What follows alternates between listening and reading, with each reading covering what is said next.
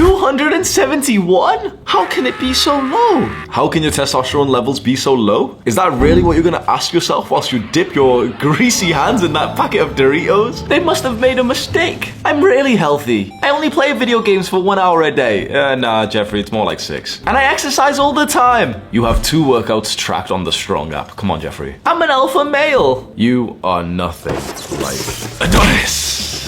Adonis is also receiving his testosterone results. He opens the message, and his number flies off the screen. Yes, 7 billion nanograms per deciliter. Men are supposed to have high levels of testosterone coursing through their veins, just like Adonis.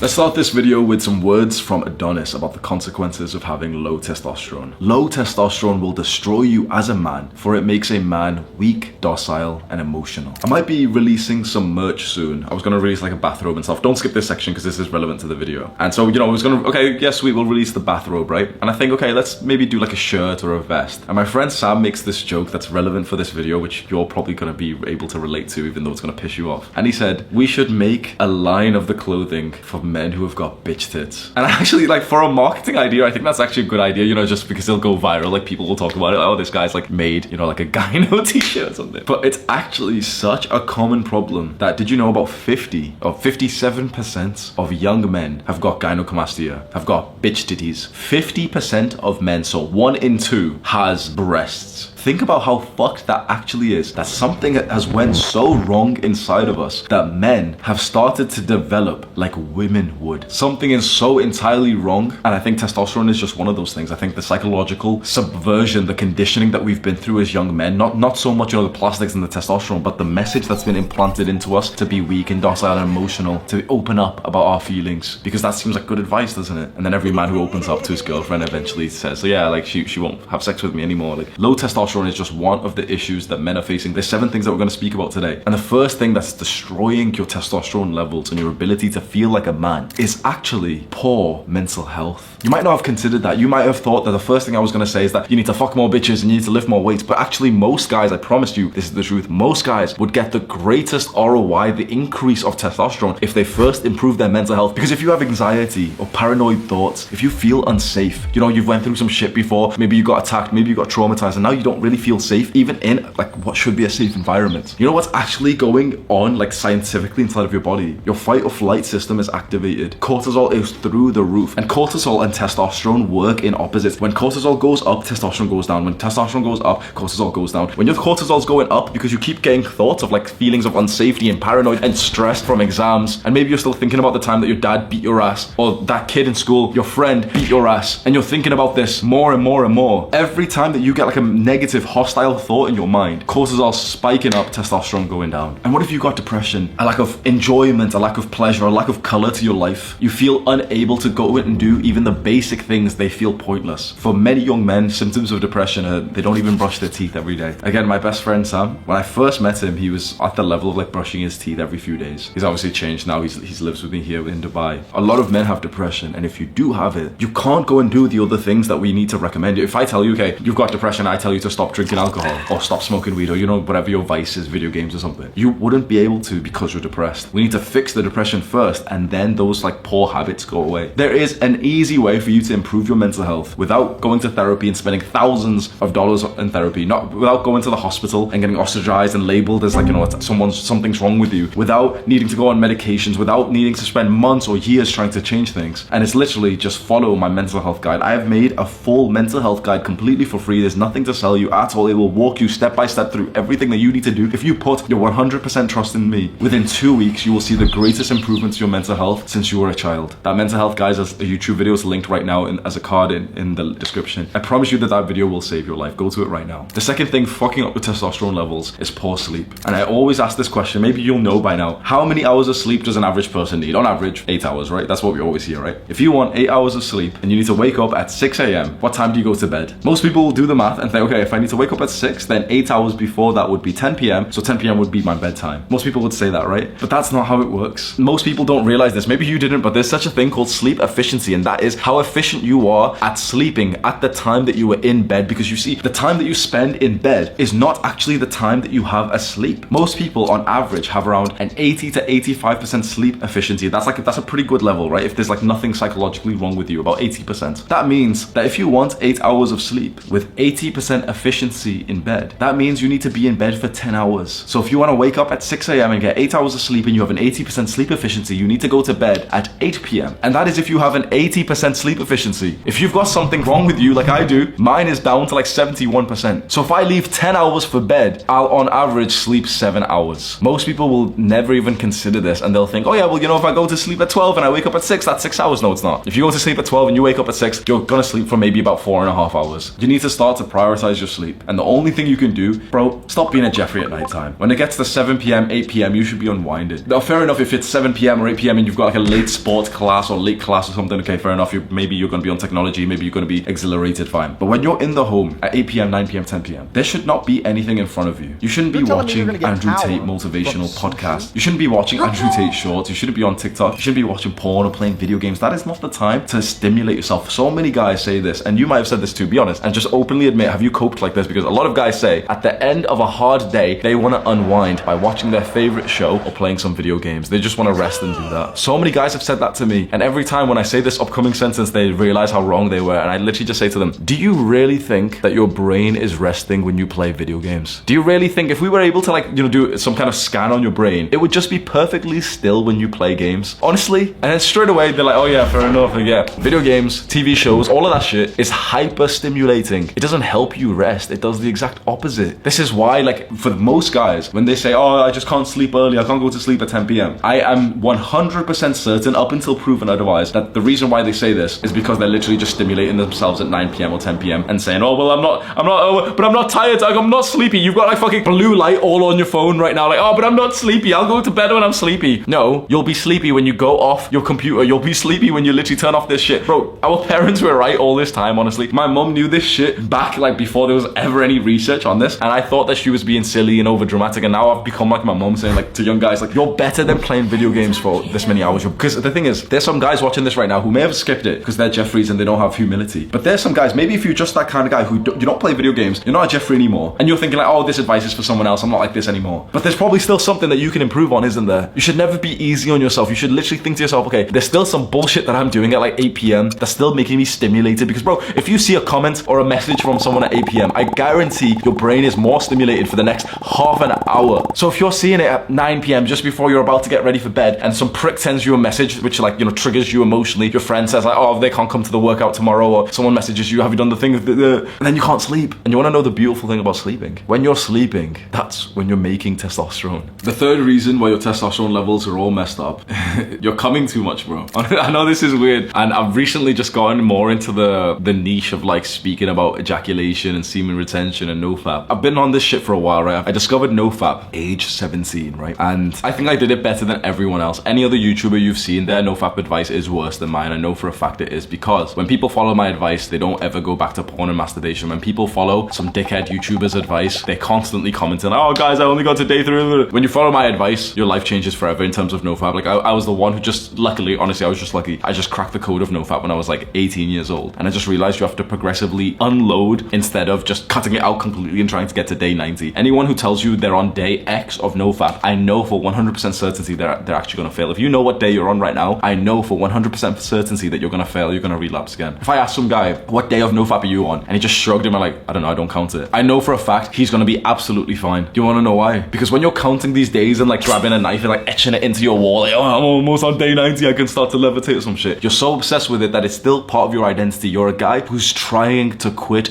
porn and masturbation. I don't want to insult guys, but bro, I see this in my Discord server. We have a massive Discord server, maybe you've joined. You can find the link in the description. But I see a fair amount of guys who have literally got their nofap day in their Discord name. Oh, my name's Steve and I'm on day 73. And I just think, bro, you're gonna relapse and it's actually gonna fuck you up because of how much you've added this to your identity. This was never the plan, was it? When we discovered this shit and we discovered, you know, like we went through Jeffrey propaganda when we grew up, didn't we? How accessible porn was. I remember some dickhead teachers and like government propaganda told us that masturbation and porn was healthy. Do you ever remember that propaganda? Because I do. And I get pissed. Like, bro, it'll be 9 p.m. on a Tuesday, fucking December or something. And I'll literally just wake up and think, hang on a minute. I literally vividly remember propaganda where sophisticated, clean shirt motherfuckers, teachers on posters and shit, who told us that masturbation would have been good for us, who told us how to masturbate. That was my sex ed class. They told, like, that pisses me off, right? But having said that, if you are currently so obsessed with nofap semen retention that it's literally your Discord name is like how many days you're on, bro, it's a part of your identity. You're a guy who's trying to quit right now, which means that you are also the guy who's going to fail. Don't be the guy who's trying to quit. Be the guy who just simply doesn't do it. Because imagine there's two people, right? And let's use a different example. Let's say that they both smoke. So there's Jeffrey, and we won't say Adonis because Adonis obviously doesn't smoke cigarettes, but we'll say Jeffrey, and then there's Jessica. And Jessica's on her way to be Anastasia, right? Jeffrey and Jessica both smoke, and then they realize that they want to stop smoking cigarettes and they just want to go clean from that, right? Jeffrey goes the nofap route, which all these dickhead YouTubers will tell him, okay, if you once you get to day 90, then your lungs will be cured. And so Jeffrey's like, okay, I really want to get to day 90. Jessica does more of like a psychological analysis on herself and realizes, you know what? I don't want to be this kind of person anymore. I'm not a smoker anymore. Okay, they're both on 3 days, 4 days, 5 days. Jeffrey's etching it into his wall. Yes, come on, getting closer, get closer. Jessica's just living her life and she's becoming more and more like Anastasia. Suddenly, let's say they both go out to a social event, maybe a party. Jeffrey's offered a cigarette and Jessica's offered a cigarette. What do you think Jeffrey and Jessica say? Jeffrey says, oh, no, thanks, I'm trying to quit. But his friends keep on offering him the cigarette and they smoke next to him and he likes the smell. Then his cravings go through the roof till eventually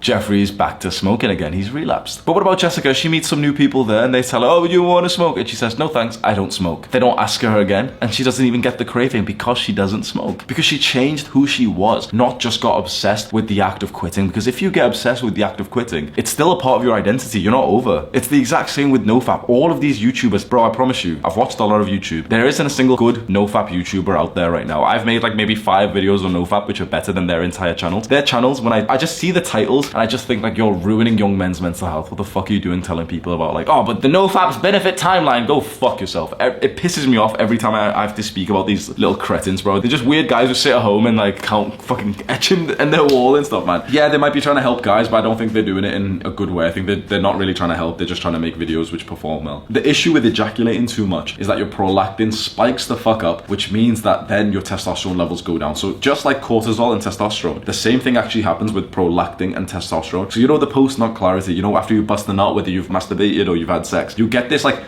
dip in your energy. You feel lethargic. You've lost all of your horniness for like at least 20 minutes, right? That is a huge spike in prolactin, and prolactin is like a counter to testosterone, which then goes down. Now, for most guys, this issue is coming from porn and masturbation. But actually, for some guys who think that they're above this, which could be you soon, they actually are going through this issue even in sex. Even when you have sex and you ejaculate then, that still decreases your testosterone. That still makes you feel lethargic and tired. Honestly, you might think like sex is amazing and stuff, but there are some consequences to this, and any guy who's fucked a lot knows that if you meet a girl and you have sex like 4 times in a day, after that you're just not interested in women for like at least hours. There's a lot of like bedroom mistakes that young men are making, and there isn't a lot of good advice for this. There's a lot of Jeffrey propaganda out there. I've made a private video for that, which is in the description. 3 bedroom mistakes to watch out for. Go and click on that right now. The 4th thing that's destroying your testosterone levels is a sedentary lifestyle. It's 9:45 a.m. In about 15 minutes I'm gonna go get ready to go hit an upper body session and then go hit an MMA 1-to-1 class with the coach there, the UFC coach. So I'm gonna go exercise for about 2.5 hours after this. Then we'll be out and about, going to buy food, everything, going to like the barbers and stuff. That's pretty good, but that's not even at the level that we should be exercising. It depends where you're at, because a lot of guys are in that total Jeffrey zone where they don't even go and do anything. But you've been watching my videos for a little while, you've already considered, getting into the gym more seriously, getting more fit. So you're probably someone who's a big step further than the hordes of Jeffreys in the world, aren't you? But having said that, I still don't actually think that's enough, because when you get into the gym and you do resistance training, weightlifting, calisthenics, you start hearing this term called overtraining, and you start getting scared of like doing too much and you want to minimize it and everything. And I think that's fucking Jeffrey propaganda, honestly. I don't think that there's maybe 0.1%, maybe less of the population actually overtrained. I think it's overblown, and I think to live like natural primal humans with maxed out levels of testosterone, they were overtraining by like the fat scientists that standards of today. There's fat scientists, fat doctors these days telling you that you're overtraining if you lift weights for like 45 minutes. Like, shut the fuck up. Because if you don't consider this scientific shit, and if you don't track with like fitness track, you know, I've got the Aura Ring, right? But I'm even starting not to use it anymore because I've just realized like it just invokes weakness in you. If you want to be like David Goggins, you think David Goggins is sat there like, oh, what if I'm overtraining? How many sets have I done today? You know, because after 25 sets, the recovery is shut the fuck. No one, he's not thinking that. You think that any of these like fucking hard disciplined guys are tracking their sleep thinking like, oh, well, you know, I've only got for 53 minutes of REM sleep. I should probably take the day off work today. Oh, they fuck. Is Andrew Tate waking up, looking at his fucking sleep stats and saying like, oh, well, I'll just have an easy day today. Like, fuck that, bro. What I've noticed, the reason why I'm not wearing my ring today, my Aura Ring, I only wear it at nighttime now. I don't wear it through the day, and I don't even look at the stats anymore because it invokes weakness in you. So the sedentary lifestyle affects two different kinds of people. It affects the total Jeffreys who just don't do anything, but it also affects the sort of guys who are on self-improvement, but we've been told that we should do less and we should spend more day just, you know, just sitting around and relaxing and like, oh, but you know, if your rest score is less than 73 in this health tracker, then you should just take the day off. It affects people like us who are on our way to becoming more like Adonis, more like these alpha males. But those guys who are already at the top, they don't give a fuck about this. Like, oh, you know, maximum 17 sets per workout. Otherwise, shut the fuck up, bro. Honestly, yeah, sure, you don't want to injure yourself. Fine, absolutely. Make sure you've got good form in everything you do. You don't want to be a dickhead and go lift with some shit form and then get hurt, obviously. But that's not what we're talking about. I think a human can work out for hours every single day, no problem. I think it's a modern invention to say that you should exercise for less than like 45 minutes a day. Because at least for me personally, you want to know my own like particular experience. When I do like a minimalistic kind of workout routine, bro, I'm not even happy. I become like the shell of a person that I'm supposed to be. I'm supposed to be like a man like David Goggins. I'm supposed to be ultra disciplined. I'm supposed to have like aching fucking joints and going to work out anyway, because when I do that, I am on top of the world. Yesterday, bro, I woke up the morning after our meetup. So we just did a meetup in Dubai. I sparred about 20 guys. I want you to think about that. I sparred about 20 guys. That's deeply fucking like intenseful, right? That's intense. You're literally fighting guys. I'm punching, kicking, grappling and everything. When I came home from that meetup, after being there for hours on my feet for fighting people, I literally was so sore that it was hurting me to walk and I was limping. I woke up, text Sam like an excuse, telling him like, oh, you know, I'm not gonna like come today, you know, I'm overtraining and shit. I'm watching the David Goggins podcast. Like, I'm rewatching the one with Joe Rogan, the first one. And just hearing this guy talk is so inspiring that I'm like, man, fuck this. I'll message out, oh, bro, let's go do a David Goggins workout, man. So it's like the previous message was like, oh, bro, you know, I'm really tired, let's miss it. The next message, oh, bro, let's go do a David Goggins workout, man. Let's go do 500 pull-ups, bro. I think that's the better way to live. If you want to know more about my personal life, for the last years, I've like meticulously tracked my sleep and all this shit and really cared about like, you know, health and stay underneath, like, you know, I don't want to overtrain. I don't want to stress my body. And I just think back to the times where I was living like this ultra disciplined lifestyle where I was waking up, not even thinking a bit like, you know, like if I woke up too early, for example, for the sake of discipline, you know, to wake up at 5 or half 4 to go outside for a run. At that time when I was shredded in 2020 and I was like literally exercising for like 4 hours a day, bro, that was the happiest time of my life, honestly. And I wasn't waking up thinking like, oh man, like, oh, I don't know if I slept enough or anything. I still had fantastic habits. So we need to follow, you know, the second thing we spoke about. We don't want to have poor sleep. I still had fantastic habits. I was in bed at like 8:30, but I wasn't ever thinking like, oh man, let me track my sleep and just make sure, because if I've not slept enough, then I'll just take the day off. Like, I was getting it done, bro. And when you see pictures of me when I was bald in 2020, early 2021, bro, like I was shredded as fuck. I was like, I'm happy with that, man. Honestly, maybe I was overtraining and some shit, but bro, fuck that, man. I was so fucking happy with my life. I felt like a fucking man back then. So you need to figure out what kind of sedentary lifestyle that you have. You need to figure out if you're a total Jeffrey who doesn't do anything, you need to increase it. But if you are a bit more advanced, you need to figure out what's holding you back, because our fucking natural primal caveman ancestors were not thinking about overtraining or any bullshit, bro. They were getting it done. They were men who had to go out for the hunt. The fifth thing that's destroying many men's testosterone levels, maybe yourself, is alcohol and the party environment, the late night environment. Alcohol itself is a poison substance that should be absolutely limited to maybe, just maybe, the smallest amount per year, if not just completely cut out. I think it's better if you completely cut it out, but I also understand some people want to drink like every now and then, which is like, it's acceptable a little bit. If you're drinking every month, if you're drinking every week, if you're drinking multiple times a week, hold your hand up right now and say that you're a Jeffrey. There's no excuse. There's no like, you have to say this. You have to say that you're a Jeffrey. If you're drinking more than once a week, even if you're drinking like 2-3 times a month, you have to hold your hand up and say Jeffrey. Like, and the thing is, some dickheads are gonna watch it. Oh no, having a glass of wine every day at dinner is not being me. Just shut the fuck up, bro. Wine is the biggest fucking cope that I see of these people all the time, man. All biggest fucking cope. Like, because I see intellectual people always saying, oh, one glass of wine, or sometimes I have two. Like, shut up. Just shut up and go for a run, bro. What the fuck? What's the need of drinking alcohol, man? It does nothing, bro. It's like, it tastes like shit. And if you want to get drunk for the sake of being drunk, fair enough. You probably got some problems, but fair enough. But if you just want to drink for, oh yeah, oh lad, let's go for a drink, man. No, let's not get drunk. Let's just go for a drink, lad. Why? It tastes horrible. And if you're not going to get the sort of drunk effects from it, then what's the point of it? It tastes like shit. Usually it's consumed in an environment where you're surrounded by total fucking Jeffreys, like the great old British pub, fucking Wetherspoons, bro. Alcohol has been proven time and time again to destroy not only your testosterone, but your health in general. If you want the fastest way to destroy your testosterone, to develop man boobs, to gain up to 25% body fat, to look like a piece of shit, to feel like a piece of shit, go start drinking consistently. Simple as that. This is then coupled with the environment which alcohol is consumed in, the party environment, the nighttime environment. Those things can be very fun. Honestly, those things can be very fun. And I think maybe it's somewhat valuable for a lot of young men to go and experience that stuff. If you have the total desire to, you know, like really want to go and see what like a party's like and stuff, yeah, go ahead. If you like really enjoy it, fair enough, go ahead. Maybe go. Maybe just don't get drunk. Simple as that. But like maybe it's like, it's hard to say this because obviously I've experienced all this myself. I was like a total fucking